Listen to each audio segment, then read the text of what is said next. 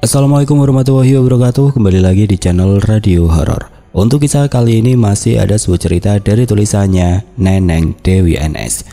Dan untuk kisah yang akan saya bawakan kali ini, sebuah kisah yang berjudul Nasib Tragis Bidan Desa. Dan sebelum kita lanjut ke ceritanya, tekan dulu tombol like video ini dan jangan lupa tekan juga tombol subscribe channel ini. Nyalakan juga lonceng notifikasinya agar tidak ketinggalan cerita-cerita lainnya dari channel ini. Buat teman-teman yang pengen belanja-belanja, nanti silahkan saja klik etalase yang ada di pojok kiri bawah. Atau teman-teman bisa kunjungi link pembelian yang ada di kolom deskripsi. Dan seperti apa untuk kisah kali ini? Langsung saja kita masuk ke ceritanya.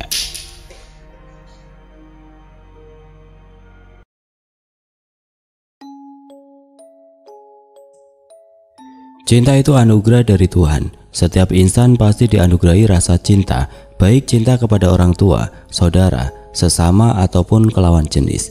Ketika cinta kepada lawan jenis atau orang yang kita cintai bersambut, pastilah kebahagiaan yang akan didapat. Hati akan terasa berbunga-bunga, hari-hari akan terasa semakin indah untuk dijalani. Sebaliknya, bila cinta tidak berbalas, pasti akan ada luka yang terasa. Rasa kecewa akan mewarnai hari-hari yang dilalui. Tapi cinta tetaplah cinta dengan segala keindahannya.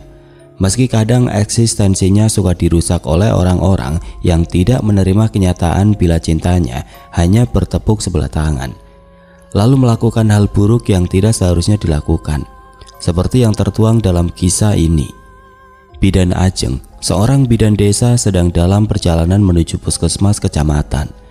Dengan mengendarai motor metik kesayangannya, sesekali Bidan Ajeng melayangkan pandangannya ke samping kiri dan kanan, di mana pemandangan indah berupa sawah yang terhampar luas dan kebun-kebun yang hijau begitu menyegarkan matanya. Bidan Ajeng tersenyum sendiri, merasa beruntung masih bisa menikmati indahnya suasana pedesaan. Ketika melintasi hutan yang jadi pembatas desa A tempat dia bertugas dan desa B tempat Bidan Rika rekannya bertugas, Bidan Ajeng melihat ada sebuah motor terparkir di depan hutan.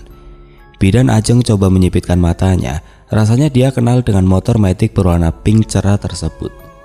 Itu motor siapa ya? Kok mirip kayak motor punya Bidan Rika? Bidan Ajeng berkata dalam hati. Terdorong oleh rasa penasaran, Bidan Ajeng pun menghentikan motornya tidak jauh dari depan pintu masuk hutan. Bidan Ajeng sempat celingukkan ke kiri dan ke kanan, berharap ada orang lain yang sedang berada di sana selain dirinya. Tapi suasana di sana sangat sepi. Bidan Ajeng perlahan melangkah menuju motor metik berwarna pink yang dia duga milik Bidan Rika. Makin dekat Bidan Ajeng melangkah, makin jelas terlihat plat nomor motornya. Bidan Ajeng sempat kaget. Dugaan Bidan Ajeng tidak meleset. Itu adalah motor Bidan Rika, rekannya sesama bidan. Namun mereka ditugaskan di desa yang berbeda meski masih berdekatan. Ini beneran motor metik punya Bidan Rika, katanya lirih. Lalu Bidan Ajeng kembali mengedarkan pandangan ke sekeliling, mencoba mencari-cari Bidan Rika sambil berjalan pelan. Kaki kanan Bidan Ajeng sempat tersandung batu karena tidak melihat saat berjalan. Untung tidak sampai membuatnya jatuh apalagi terluka. Motornya ada, tapi Bidan Rikanya kemana ya? Hari ini kan jadwal apel pagi rutin di puskesmas. Ngapain coba Bidan Rika malah ada di sini? Gumamnya keheranan. Bidan Rika, Bidan Rika. Ajeng memberanikan diri memanggil nama Bidan Rika. Tidak ada sautan, tidak ada juga Bidan Rika datang menghampirinya. Suasana sepi. Hanya jajaran pohon-pohon besar yang rindang berdaun lebat tampak berdiri tegak di sekelilingnya. Bidan Ajeng spontan merapatkan jaketnya saat hembusan angin dingin tiba-tiba terasa menusuk tubuhnya. Kayaknya ada yang gak beres ini. Aku takut sesuatu terjadi sama Bidan Rika. Aku harus segera lapor ke kepala puskesmas, ucapnya lirih penuh kecemasan. Perasaannya mendadak jadi tidak enak. Bergegas Bidan Ajeng pun memacu langkah tergesa hendak meninggalkan lokasi hutan tersebut. Tapi tiba-tiba sebuah suara berat mengagetkannya hingga langkah Bidan Ajeng langsung tertahan. Mau kemana kamu? Bidan Ajeng mengenali suara itu. Bidan Ajeng pun memutar tubuhnya menghadap ke arah si pemilik suara. Bidan Ajeng terkesiap saat melihat siapa orang yang kini berdiri di depannya. Kamu? Ucapnya tertahan. Mata Bidan Ajeng membulat ke arah orang itu. Tapi belum sempat Bidan Ajeng menyelesaikan ucapannya, pak! Sebuah pukulan keras dari benda tumpul yang dipegang orang itu tepat mengenai kepalanya. Darah langsung mengucur dari kepala Bidan Ajeng yang terkena pukulan. Tubuh Bidan Ajeng pun roboh. Ya, dia pingsan detik itu juga dengan kepala masih bersimbah darah. Sementara itu orang yang tadi memukulnya tampak tersenyum dingin. Dia sempat memeriksa kondisi Bidan Ajeng. Setelah memastikan Bidan Ajeng benar-benar pingsan, orang itu berjalan pelan menuju sebuah pohon mahoni yang tidak jauh dari tempat Bidan Ajeng pingsan. Lalu dia duduk di bawah pohon mahoni tersebut. Dengan tenang orang itu mengeluarkan sebatang rokok dari jaketnya, lalu membakarnya. Seminggu kemudian, pagi itu di sebuah desa yang jauh dari hiruk-pikuk perkotaan dan polusi udara, tampak matahari mulai malu-malu menampakkan sinarnya. Suara kokok ayam, bebek yang sedang diangon, domba yang berada di dalam kandang, dan cicit burung yang bertengger di pepohonan bergantian terdengar saling bersaut-sautan, menambah kemeriahan suasana desa. Cuaca pagi yang dingin tidak menyurutkan para penduduk desa untuk mulai beraktivitas di sawah dan ladang masing-masing. Sementara itu di sebuah rumah yang cukup besar dengan halaman cukup luas, terlihat Rahman sang kepala desa sedang asik menikmati secangkir kopi pahit dengan singkong goreng buatan Tina istrinya. Sudah jadi kebiasaan Rahman bila sebelum berpergian harus menikmati dulu sarapan buatan sang istri tercinta. Baik itu berupa nasi goreng, singkong goreng, pisang goreng, cireng, atau aneka gorengan lainnya. Yang pasti wajib adalah segelas kopi pahit. Bagi Rahman, memulai hari tanpa dimulai dengan secangkir kopi pahit membuat hidupnya seperti ada yang kurang. Kini Rahman merasa bingung dengan sebuah masalah pelik yang kini terjadi di desa yang belum lama dipimpinnya. Saking peliknya Rahman sampai tidak bisa tidur. Hal itu benar-benar mengganggu pikirannya hingga sempat membuat Tina mencemaskan kondisi kesehatan Rahman. Rahman yang terpilih sebagai kepala desa setahun yang lalu mendapat laporan dari warga kalau bidan desa bernama Bidan Rika yang baru 6 bulan ditempatkan di desa mereka tiba-tiba menghilang tanpa kabar sejak seminggu yang lalu. Rahman belum mendapat titik terang tentang keberadaan Bidan Rika. Bahkan berita yang dia dengar dari para warga pun masih saja simpang siur. Ada yang bilang Bidan Rika pulang ke kampung halamannya di kota tanpa pamit karena merasa tidak betah dengan fasilitas minim yang diberikan pihak desa. Ada juga yang bilang Bidan Rika kabur menemui kekasihnya yang selama ini menjalani hubungan jarak jauh dengannya. Bahkan ada juga warga yang menduga Bidan Rika itu diculik kawanan begal yang memang masih suka beraksi di perbatasan desa mereka dengan desa tetangga. Tapi semua kabar yang berhembus dari mulut ke mulut antar warga itu tidak ada satupun yang bisa dibuktikan kebenarannya. Bahkan ponsel milik Bidan Rika juga selalu tidak pernah aktif. Tiap kali dihubungi, dikirim pesan lewat WA pun masih selalu centang 1 dengan keterangan tertera Bidan Rika terakhir mengaktifkan WA 7 hari yang lalu. Itu bertepatan dengan saat Bidan Rika menghilang tanpa kabar. Rekan Bidan Rika sesama bidan di puskesmas kecamatan juga tidak ada satupun yang mengetahui keberadaannya. Rahman yang merasa ikut bertanggung jawab jadi semakin gusar. Waduh, saya nanti harus bagaimana seandainya keluarga Bidan Rika datang ke sini dan menanyakan keberadaan Bidan Rika? Keluh Rahman pada Tina. Gurat kegelisahan jelas terpahat di wajahnya yang masih gagah di usia menjelang 40 tahun. Tina duduk di samping suaminya dan mencoba menghibur. Tina tahu betul Rahman tipe orang yang terbiasa mengemban amanah dengan baik. Bagi Rahman, sebuah jabatan adalah amanah yang harus dia pertanggungjawabkan nanti di hari kiamat. Makanya Rahman tidak mau enak-enakan hanya ongkang-ongkang kaki ketika terpilih jadi kepala desa. Rahman tetap terjun langsung setiap kali ada warganya yang punya masalah atau butuh bantuan dari pihak desa. Jangan terlalu dipikirkan, Pak. Yang penting sekarang Bapak sama warga jangan patah semangat mencari Bidan Rika. Ibu yakin nanti juga akan ada titik terang. Suara lembut Tina selalu bisa menjadi penyejuk setiap kali sang suami sedang pusing dilanda banyak masalah. Iya, Bu. Kalau begitu sekarang Bapak mau ke rumah Eman dulu. Siapa tahu Eman tahu di mana keberadaan Bidan Rika. Ucap Rahman sambil menyeruput kopi terakhirnya hingga tandas tidak bersisa. Rahman pun berlalu setelah mengecup kening istrinya. Baru saja Rahman mengeluarkan motornya dari garasi, tiba-tiba datang dua orang warga yang menghampirinya dengan napas ngos-ngosan. Rahman hanya geleng-geleng kepala melihat kelakuan mereka berdua. Pak Lurah," panggil salah satu dari warga tersebut yang setengah berlari menghampirinya. Sedang temannya ikut mensejajarkan langkah di sampingnya. "Kalian itu kenapa kok kayak habis dikejar-kejar setan sih?" gurau Rahman sambil bergantian memandang mereka berdua. "Kami memang baru saja melihat setan, Pak Lurah. Iya kan, Jo?" kata Ardi sambil menepuk pundak Jono yang berdiri tepat di sampingnya. Jono pun membenarkan ucapan Ardi. "Betul, Pak Lurah. Makanya kami berdua langsung lari ketakutan. Habis setannya nyeremin," saut Jono bergidik ngeri dan dengan nafas yang masih tersegal-segal. Tapi sebagai orang yang berpikiran realistis dan selalu mengandalkan logika, tentu saja Rahman tidak langsung mempercayai begitu saja ucapan mereka. Sebagai orang yang berpendidikan tinggi, Rahman selalu mengutamakan bukti, tidak hanya cukup berdasarkan ucapan belaka. "Kalian ini jangan mengarang cerita, mana ada setan di desa kita. Saya juga kan sudah tinggal selama 30 tahun di sini, belum pernah dengar soal itu. Apalagi ini masih pagi loh. Mana ada setan keluarnya siang-siang, Jono, Ardi. Jangan ngaco kalian." Suara Rahman terdengar sedikit tegas. Rahman tidak mau terlambat mendatangi rumah Eman karena ada banyak hal yang akan dia tanyakan pada Eman sebagai orang kepercayaannya.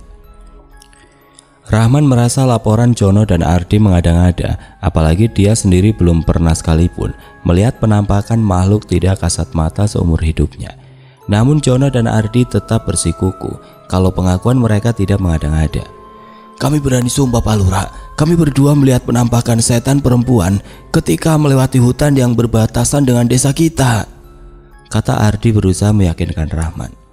"Benar, Pak Lurah, sosok perempuan itu kepalanya penuh darah dan dia menangis sambil meminta tolong sama kami."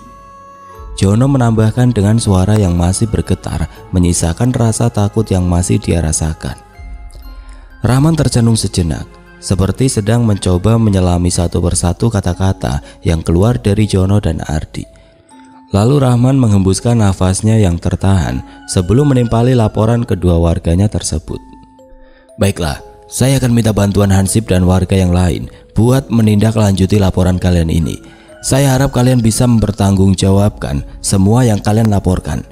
Bila kalian terbukti bohong, saya tidak segan untuk melaporkan kalian ke pihak berwajib atas tuduhan laporan palsu. Paham?" Tandas Rahman dengan nada bicara menekan, mengandung ancaman. "Kami paham, Pak Lurah," jawab Ardi dan Jono berbarengan dengan suara tegas dan lugas, seakan ingin menepis keraguan yang masih tersirat dari kata-kata Pak Rahman. "Demi Allah, percayalah kami tidak bohong, Pak Lurah. Kami berani sumpah, disuruh sumpah pocong pun kami tidak takut," timbal Ardi mencoba sekali lagi meyakinkan Pak Rahman. Saat Rahman pamit pada Ardi dan Jono karena ada keperluan, tiba-tiba Jono seperti teringat akan sesuatu. Jono yang sudah memutar badan mendadak berbalik dan menghampiri Rahman yang sudah naik ke atas motornya. "Oh iya, biar Pak Lurah lebih percaya lagi, silahkan tanya juga Mang Darman, si penjual bakso dan mie ayam. Mang Darman pernah cerita sempat diganggu penampakan setan perempuan, persis dengan yang kami temui saat dia pulang malam melewati hutan sehabis keliling ke desa sebelah," kata Jono. Rahman hanya manggut-manggut. Kini Rahman mulai meragukan pendapatnya sendiri karena rupanya sudah ada 3 warga yang melihat penampakan yang sama. Namun Rahman tetap ingin menggali informasi lebih dalam.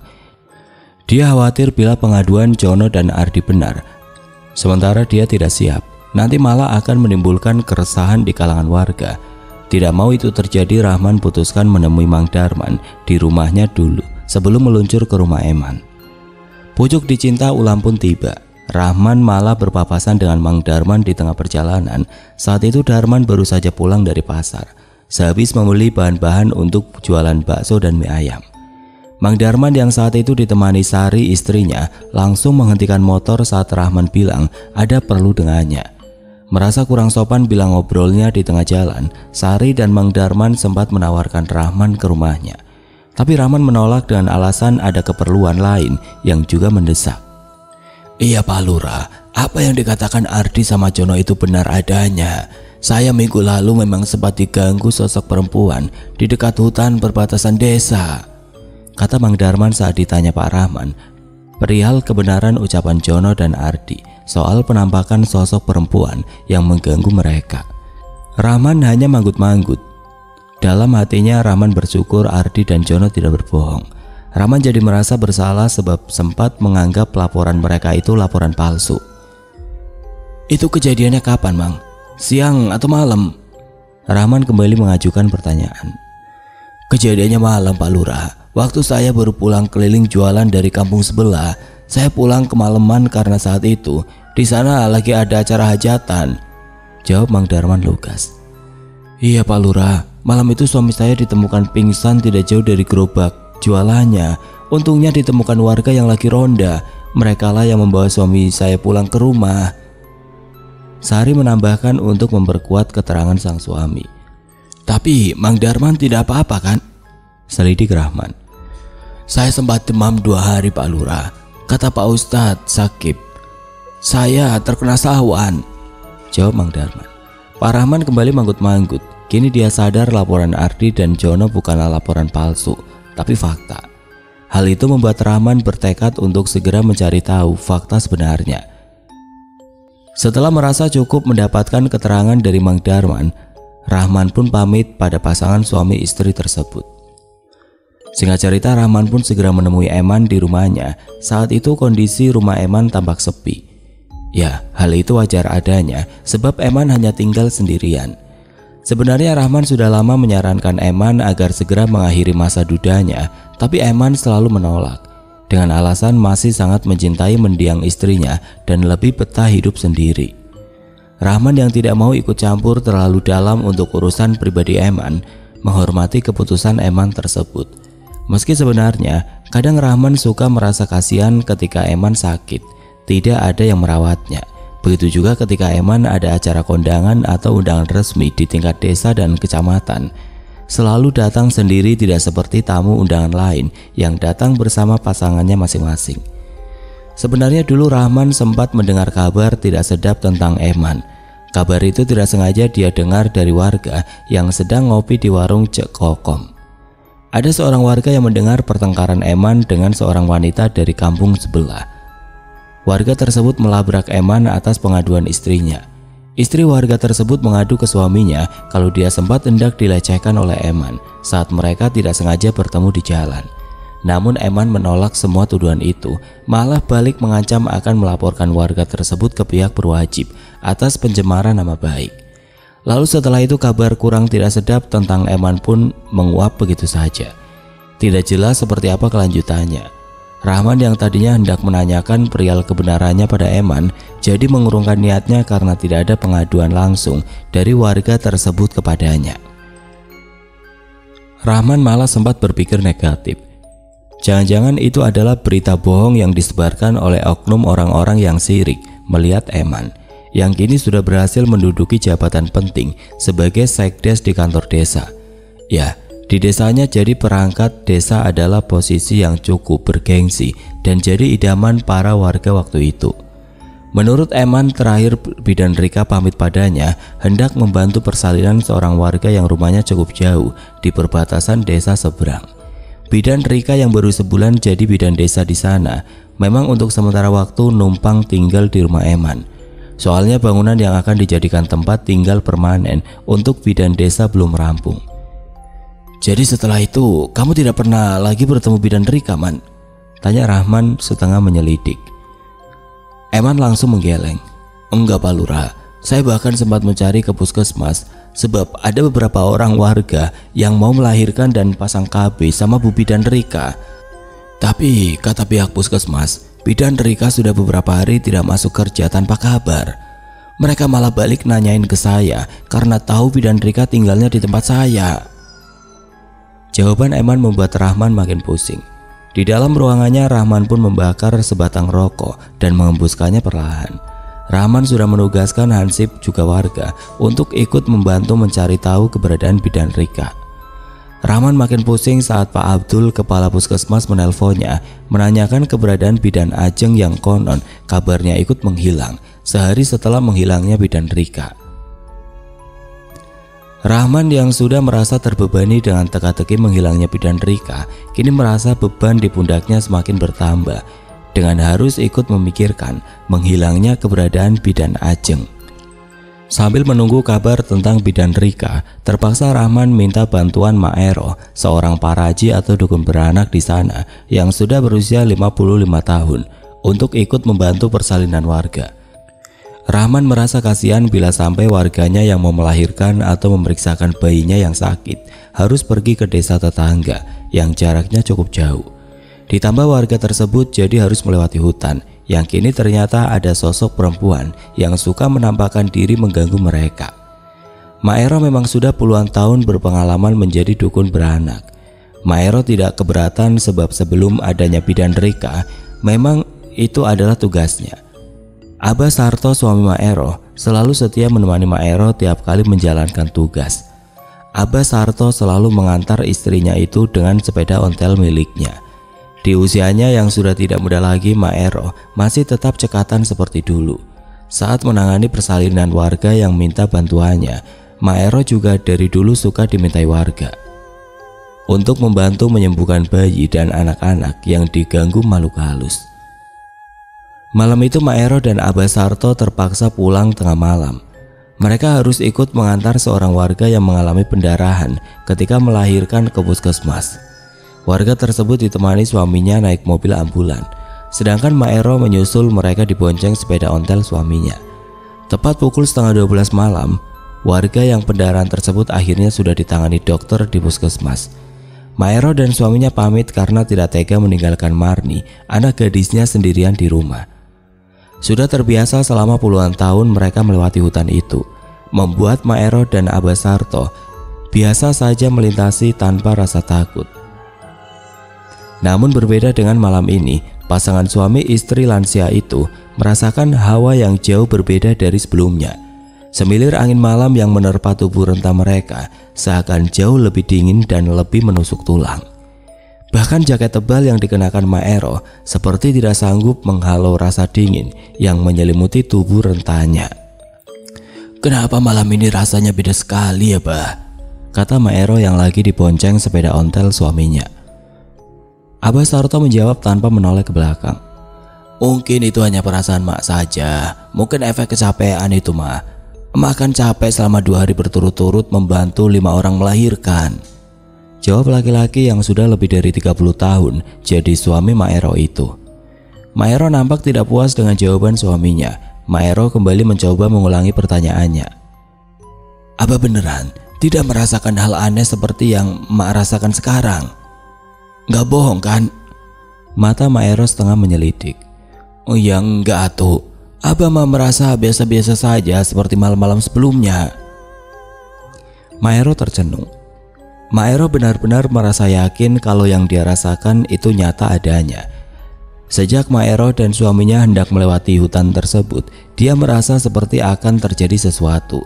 Semakin mendekati hutan tersebut, perasaan Mak Ero semakin tidak enak.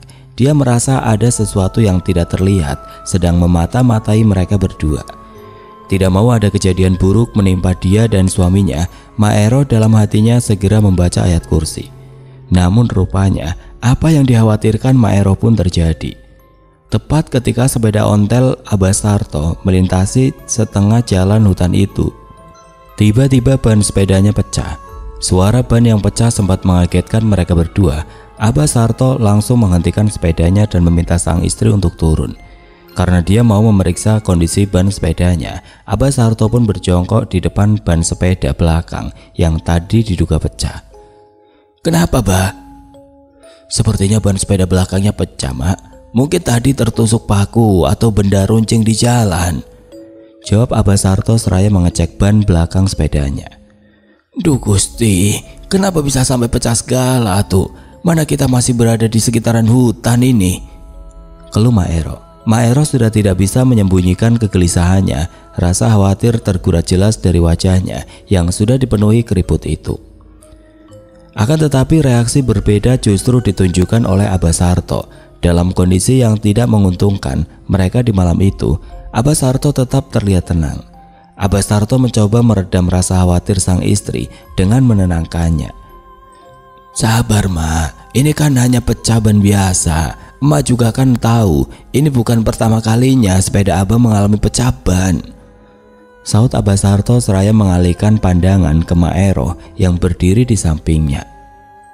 Iya Mak tahu, tapi kalau pecah bannya tengah malam seperti sekarang, mana mungkin emak bisa tenang atuh Abah. Mana emak kepikiran anak kita yang hanya sendirian di rumah. Kembali keluhan Maero terdengar, tapi Abah Sarto lebih memilih untuk tidak menanggapi. Malam ini kita terpaksa jalan kaki Mak. Abah tidak membawa ban cadangan, biar Abah yang menuntun sepeda, emak jalan di depan Abah ya, kata Abah Sarto. Maero tidak menjawab, tapi langsung berjalan di depan suaminya. Baru berjalan beberapa langkah, Maero merasakan bulu kuduknya merinding.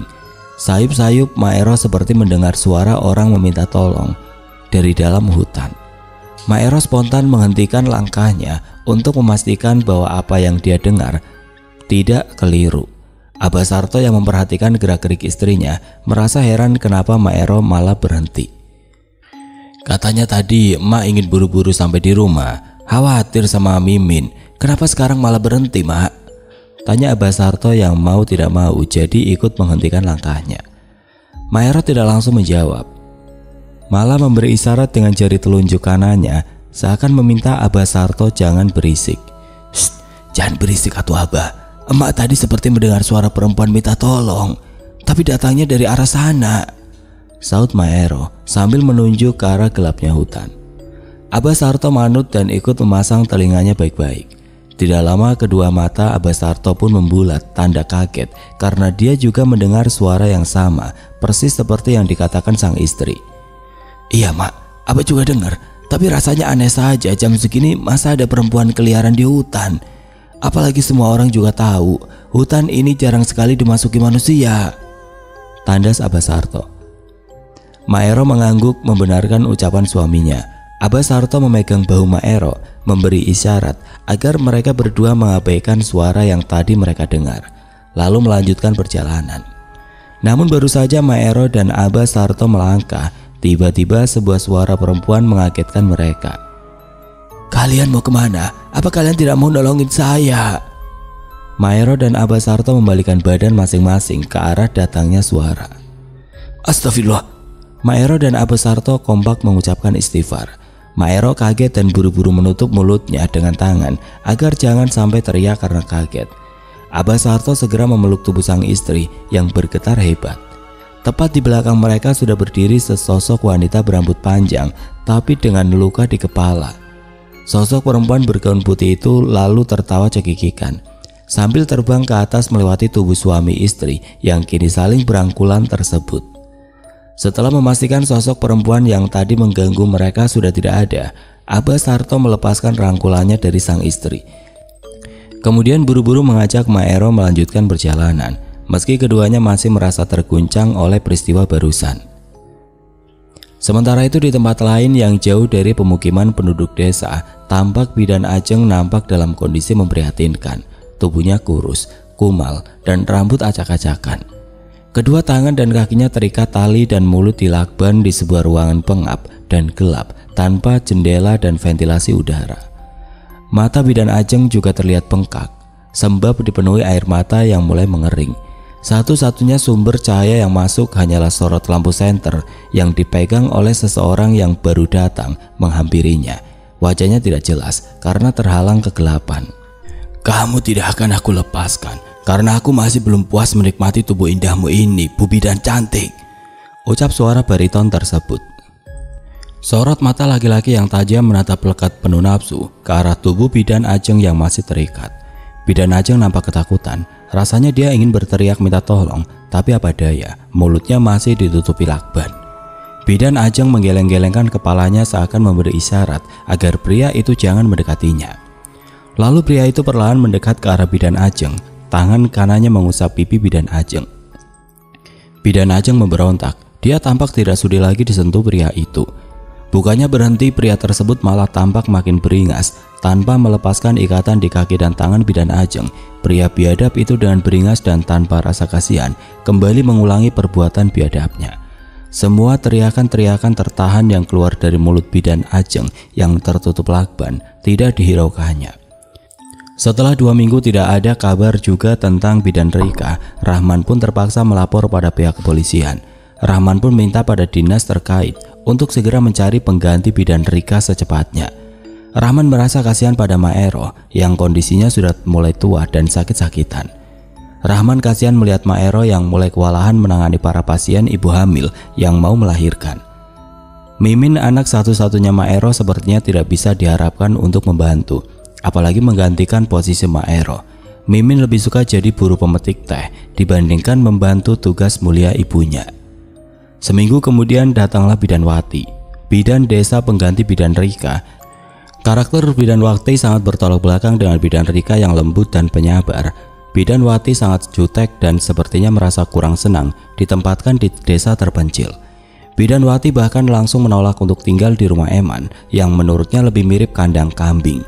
Eman sebenarnya sangat tersinggung tapi tidak bisa berbuat apa-apa. Tapi Rahman tetap berusaha bersikap baik. Dia bahkan mempersilahkan bidan Wati untuk tinggal di rumahnya saja. Kebetulan ada kamar kosong khusus buat tamu yang menginap. Selalu dia sediakan di rumahnya. Bidan Wati tidak menolak. Rahman tetap rajin mendatangi kantor polisi untuk mencari informasi tentang keberadaan bidan Rika sekaligus bidan Ajeng yang sama-sama raib dan waktunya berurutan dengan bidan Rika. Rahman merasa sangat bertanggung jawab atas hilangnya bidan Rika sebab bidan Rika bertugas di tempatnya. Suatu hari sebuah titik terang mulai ditemukan. Seorang warga yang sedang mencari kayu bakar ke dalam hutan mengaku menemukan sebuah tas dan sepatu yang mirip dengan kepunyaan bidan Rika. Polisi pun langsung diterjunkan untuk memeriksa sekitar hutan. Mencari bukti-bukti lain yang mungkin bisa mengungkap keberadaan bidan Rika. Ada bercak darah yang sudah mengering pada sepatu itu. Dugaan sementara bidan Rika ada yang membunuh. Sebab tidak jauh dari sana ada sebuah pohon besar yang dipenuhi cacaran darah.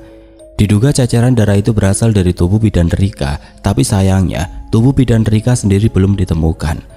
Tapi tim forensik kepolisian menemukan bukti baru. Sepertinya kepala bidan Rika sempat dipukul dengan benda tumpul dan mengenai pohon besar itu sebelum akhirnya dibunuh. Hal itu akan bisa dengan gampang terungkap setelah jasad bidan Rika ditemukan. Rahman dan warga cukup lega dengan informasi terbaru yang mereka dapatkan dari kepolisian. Namun informasi tentang bidan Ajeng masih sangat gelap. Tidak ada satupun titik terang ditemukan pihak kepolisian. Sampai akhirnya kepolisian mencoba melacak keberadaan motor bidan Rika dan bidan Ajeng. Hal yang mengejutkan terjadi. Motor bidan Rika dan bidan Ajeng terpantau sudah diperjualbelikan oleh seseorang yang belum diketahui identitasnya. Kedua pembelinya sudah dimintai keterangan dan motornya disita dulu pihak kepolisian buat barang bukti. Yang pasti kedua motor mereka dijual dengan harga sangat miring. Polisi masih memburu penjual kedua motor tersebut. Kesaksian mengejutkan keluar dari mulut Eman saat menemani Rahman ke kantor polisi. Eman curiga kalau Maero dan suaminya lah pelaku pembunuhan bidan Rika. Sebab sejak adanya bidan Rika sebagai bidan desa, Maero sempat mengeluh pada warga. Kini dia jadi tidak lagi punya penghasilan. Abah Sarto yang hanya buruh tani juga tidak punya penghasilan tetap. Abah Sarto hanya bisa memberi Maero uang bila panen tiba atau ketika Abah Sarto dapat upah dari pemilik kebun yang membutuhkan jasanya menggarap sawah dan kebun mereka. Itu pun harus menunggu berbulan-bulan lamanya. Penghasilan Mimin juga tidak seberapa, apalagi sekarang pemilik perkebunan teh berencana untuk menutup pabrik sebab selalu mengalami kerugian. Berdasarkan keterangan Eman dan beberapa warga yang jadi saksi ucapan Maero, pihak kepolisian akhirnya memeriksa Maero dan Abah Sarto. Keduanya menolak mentah-mentah tuduhan pihak kepolisian bahwa merekalah pembunuh bidan Rika. Bahkan mereka berani bersumpah pocong untuk membuktikan kalau mereka tidak bersalah. Untungnya pihak kepolisian meyakinkan bahwa hal itu dilakukan hanya untuk menyelamatkan Maero dan suaminya dari amukan warga. Fakta baru kembali terungkap. Polisi yang menggeledah rumah Abah Sarto dan Maero menemukan sebuah gundukan tanah yang diduga sebuah makam baru. Saat digali warga dan pihak kepolisian kaget menemukan jasad bidan Rika. Hal itu makin menguatkan dugaan warga kalau Maero dan suaminya lah yang telah membunuh bidan Rika. Warga jadi berkesimpulan kalau mereka membunuh lalu mengubur bidan Rika di samping rumahnya untuk menghilangkan jejak. Lagi-lagi Maero dan Abah Sarto menolak tuduhan tersebut. Mereka bersumpah sampai menangis histeris saat dibawa ke kantor polisi. Bahkan ketika Pak RT memaksa suami istri itu untuk menunjukkan di mana makam bidan Ajeng yang diduga sudah mereka habisi juga, keduanya tetap bersumpah tidak tahu menahu soal itu. Kembali warga yang mulai terhasut oleh berita yang disebarkan Eman sempat berniat melakukan tindakan anarkis. Warga yang terprovokasi oleh Eman hampir saja mau membakar rumah panggung yang selama ini ditempati Maero sekeluarga. Untungnya Rahman segera datang dan minta warga jangan bertindak anarkis sebelum keluarnya putusan pengadilan. Mimin yang ketakutan bahkan sampai mengungsi ke rumah neneknya di desa seberang sebab takut dengan ancaman warga. Tapi polisi tetap berhati-hati untuk menyimpulkan siapa pembunuh sebenarnya, sebab menunggu keluarnya hasil otopsi jasad bidan Rika. Sebagai kepala desa yang baik dan bijaksana, Rahman juga tetap meminta warga supaya bersabar menunggu kebenaran terungkap. Selama Maero dan suaminya ditahan, Bidan Wati menjalankan tugasnya sebagai bidan seperti biasanya, meski dilakukannya setengah hari. Rupanya Bidan Wati merasa kurang nyaman bertugas sebab selalu digoda Eman. Dia merasa terganggu oleh kehadiran Eman yang selalu menguntitnya kemanapun ia pergi. Sikap Bidan Wati yang jutek dan kurang bersahabat itu justru makin membuat Eman penasaran. Pada suatu kesempatan Eman bahkan berani menyatakan cinta pada Bidan Wati. Tentu saja Bidan Wati langsung menolaknya. Penolakan Bidan Wati ternyata membuat Eman marah-marah. Eman yang sudah 5 tahun menduda diam-diam berniat jahat pada Bidan Wati. Untunglah Bidan Wati yang jago bela diri bisa meloloskan diri. Bidan Wati langsung mengadu pada Rahman. Rahman pun mempertemukan mereka di ruang balai desa. Tapi Eman menolak mentah-mentah semua tuduhan Bidan Wati. Dia bahkan memutarbalikkan fakta dengan mengatakan Bidan Wati lah yang berusaha menggodanya supaya bisa diterima dengan baik oleh warga. Bidan Wati yang jutek dan dicap sombong memang kurang disukai warga. Eman bahkan diam-diam minta warga untuk mengusir Bidan Wati dari kampung sebab dinilai tidak pernah ikhlas dalam menjalankan profesinya sebagai bidan. Eman juga minta Rahman sebagai kepala desa untuk segera minta bidan pengganti pada dinas terkait. Bidan Wati dinilai tidak becus menjalankan tugasnya. Warga yang hadir di balai desa ternyata menyetujui usulan Eman. Mereka ingin bidan desa yang ditempatkan di sana punya kepribadian yang baik dan ramah seperti Bidan Rika. Warga juga minta supaya Mimin turut diusir dari kampung sebab kedua orang tuanya telah membunuh Bidan Rika. Warga tidak mau ada keluarga pembunuh tinggal di kampungnya. Mereka tidak peduli meski Mimin bersikeras kedua orang tuanya tidak bersalah. Mereka hanya jadi korban fitnah. Namun semua ucapan Mimin hanya dianggap pembelaan yang subjektif oleh warga. Untunglah Rahman tidak mau gegabah dalam mengambil keputusan. Rahman berusaha menenangkan warganya yang bersikeras ingin mengusir Bidan Wati dari kampung. Status Maero dan Abasaro yang belum dijadikan tersangka oleh pihak kepolisian juga dijadikan alasan Rahman untuk sangat berhati-hati dalam mengambil sikap. Eman memang orang kepercayaannya, tapi Rahman takut bila dia mengambil keputusan sebelum keluarnya hasil otopsi mendiang Bidan Rika. Sampai akhirnya kebenaran pun terungkap. Tiba-tiba pihak kepolisian membebaskan Maero dan Abasarto lalu menangkap Eman. Eman dituduh sebagai pelaku pembunuhan tunggal atas Bidan Rika. Berdasarkan hasil otopsi, Bidan Rika meninggal setelah sebelumnya diperkosa. Diduga Bidan Rika diperkosa di hutan, tapi dibunuh Eman dengan benda tumpul sebab melawan. Mayatnya sengaja dikubur di belakang rumah Maero supaya polisi mengarahkan tersangka pada Maero dan suaminya. Rupanya semua itu sudah Eman rencanakan dengan matang. Untunglah perbuatan jahatnya keburu diketahui Mimin yang baru pulang memetik teh. Mimin diancam Eman akan dibunuh bila sampai melapor pada polisi. Mimin yang ketakutan terpaksa bungkam, tapi Mimin tidak tega melihat kedua orang tuanya yang tidak bersalah justru dituduh sebagai pembunuh lalu dijebloskan ke penjara. Nama baik kedua orang tuanya yang dijaga dengan baik selama bertahun-tahun kini tercoreng akibat fitnah keji. Mimin diam-diam melapor dan memberi kesaksian pada polisi. Rahman yang geram dengan kelakuan Eman akhirnya minta polisi untuk segera menangkap Eman. Setelah didesak, polisi akhirnya Eman mengakui semua perbuatannya. Rupanya Eman naksir pada Bidan Rika, apalagi Bidan Rika tinggal di rumahnya, hingga mereka jadi sering bertemu. Bidan Rika yang cantik dan ramah di sela-sela kesibukannya kadang suka masak dan memberi Eman hasil masakannya. Saat Eman sempat sakit demam berdarah pun bidan Rika suka memberi perhatian. Padahal semua itu bidan Rika lakukan sebatas bentuk rasa terima kasihnya atas kebaikan Eman yang sudah mau mengizinkannya tinggal di rumah Eman untuk sementara waktu. Sedangkan Eman yang sejak ditinggal istrinya 7 tahun lalu menganggap berbeda. Eman anggap bidan Rika punya perasaan yang sama dengannya meski dari segi usia mereka berdua terpaut cukup jauh. Setiap malam wajah cantik bidan Rika selalu menari-nari di pelupuk matanya membuat Eman tidak bisa tidur. Eman yang sudah tidak bisa menyembunyikan rasa cintanya akhirnya menyatakan cinta ke bidan Rika sambil menghadiahinya sebuah cincin emas. Tapi sayang, cintanya ditolak sebab bidan Rika mengaku sudah punya pacar di kota. Penolakan bidan Rika membuat Eman marah bercampur kesal.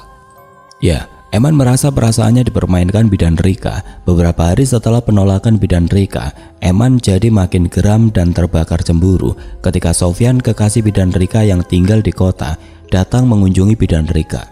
Setiap kali Eman melihat bidan Rika dan Sofyan pergi berduaan dan saling menatap penuh rasa cinta satu sama lain, sungguh sangat melukai perasaannya.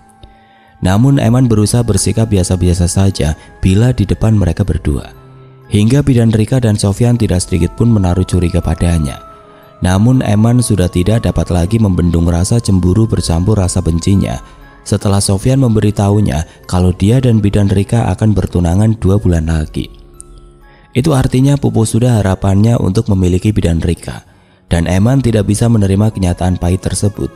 Muncullah niat jahat Eman buat menggagalkan acara bahagia bidan Rika dan Sofyan. Awalnya Eman berniat hendak menghabisi Sofyan saat nanti dia sedang tertidur lelap di kamarnya. Kebetulan Sofyan juga ikut menginap di rumah Eman atas permintaan Pak Lurah, sehingga Eman tidak bisa menolak. Tapi niat jahatnya gagal karena Sofyan malam itu malah tidur di luar ditemani para remaja Karang Taruna yang dengan senang hati menemaninya. Seperti halnya pada bidan Wati, modus yang sama dia jalankan pada bidan Rika. Untunglah bidan Wati bisa bela diri dan segera melaporkan perbuatan bejat Eman. Pihak kepolisian juga meminta Eman menunjukkan di mana bidan Ajeng dia disembunyikan. Rahman dan warga hanya bisa istighfar saat tahu bidan Ajeng disekap di sebuah gubuk di tengah hutan. Hampir 2 minggu disekap dan berulang kali diperlakukan sebagai pemuas nafsu, membuat kondisi bidan Ajeng sungguh memprihatinkan. Rahman yang tidak bisa lagi membendung amarahnya yang sudah membuncah, merasa sangat malu punya orang kepercayaan seperti Eman. Rahman meminta polisi menghukum Eman dengan hukuman seberat-beratnya. Maero dan suaminya bersyukur akhirnya bisa menghirup udara bebas dan polisi sudah menemukan pelaku yang sebenarnya. Namun Maero dan suaminya masih tidak menyangka kenapa Eman sekejam itu dulu sempat meminta mereka. Bidan Wati akhirnya mau mengubah sifat buruknya yang tidak ramah. Dia tidak ingin dibenci warga. Bidan Wati berjanji akan menjadi bidan yang baik dan bekerja sama dengan Maero dalam membantu persalinan warga.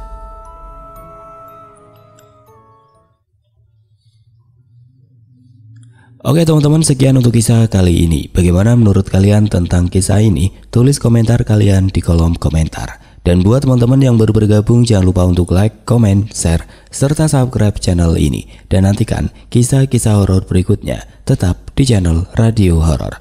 Wassalamualaikum warahmatullahi wabarakatuh.